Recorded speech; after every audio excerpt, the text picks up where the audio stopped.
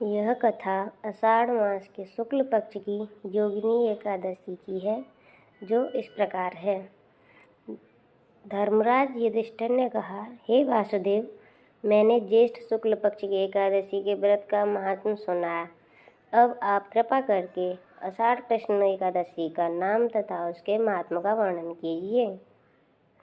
श्री कृष्ण कहने लगे, हे राजन, आषाढ़ कृष्ण एकादशी का नाम योगिनी है।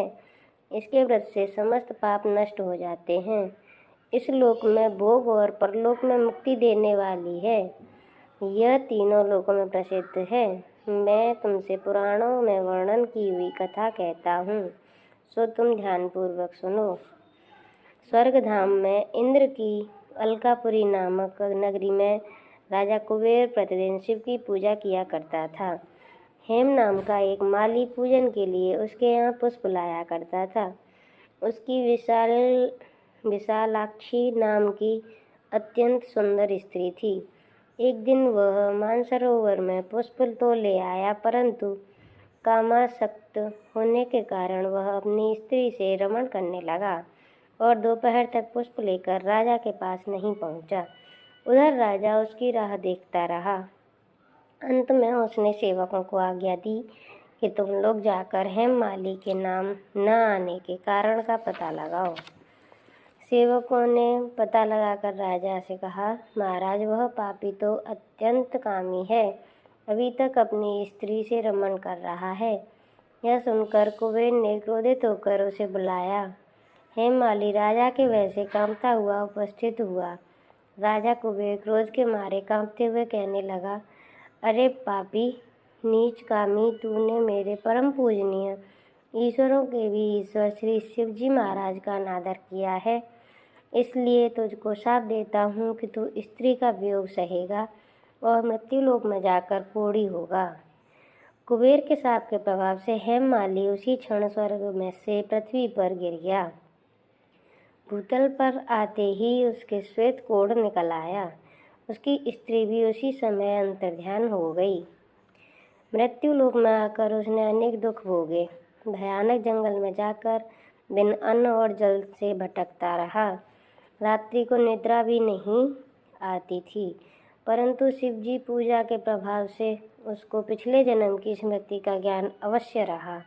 घूमते घूमते एक दिन वह मार्कंडेय ऋषि के आश्रम में पहुंच गया, जो अत्यंत वृद्ध और तपवान थे।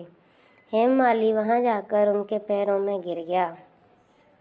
उसको देखकर मार्कंडेय ऋषि बोले, तूने ऐसा कौन सा पाप किया है जिसके प्रभाव से तू कोढ़ी होकर महान दुख भोग रहा है।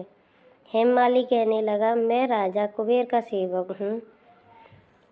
मैं राजा की पूजा के लिए नित्य प्रति पुष्प लाया करता था।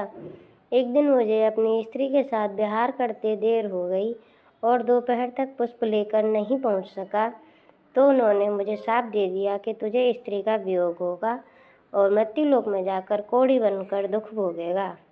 इस शाप से मैं कोढ़ी होकर अत्यंत दुख भोग रहा हूँ। अतः आप कोई ऐसा उपाय बताएं जिससे मेरा यह दुख दूर हो जाए। इस पर मार्कंडेय ऋषि बोले, तूने मेरे सम्मुख सत्य वचन कहे हैं, इसलिए मैं तेरे उद्धार के लिए एक व्रत बताता हूँ। यदि तू आषाढ़ मास के कृष्ण पक्ष की योगिनी नाम की एकादशी का विधिपूर्वक व्रत करेगा तो तेरे सभी पाप नष्ट हो जाएंगे। यह सुनकर हेममाली ने अत्यंत प्रसन्न होकर मुनि को साष्टांग प्रणाम किया। हेममाली ने मुनि के कथानुसार विधिपूर्वक योगिनी एकादशी का व्रत किया और इसके प्रभाव से अपने पुराने स्वरूप में आकर अपनी स्त्री के साथ आनंदपूर्वक रहने लगा। भगवान श्री कृष्ण बोले, हे राजन, यह योगिनी एकादशी का व्रत 88,000 ब्राह्मणों को भोजन कराने के बराबर फल देता है। इसके व्रत से समस्त पाप दूर हो जाते हैं और अंत में स्वर्ग की प्राप्ति होती है। बोलिए एकादशी मैया की जय।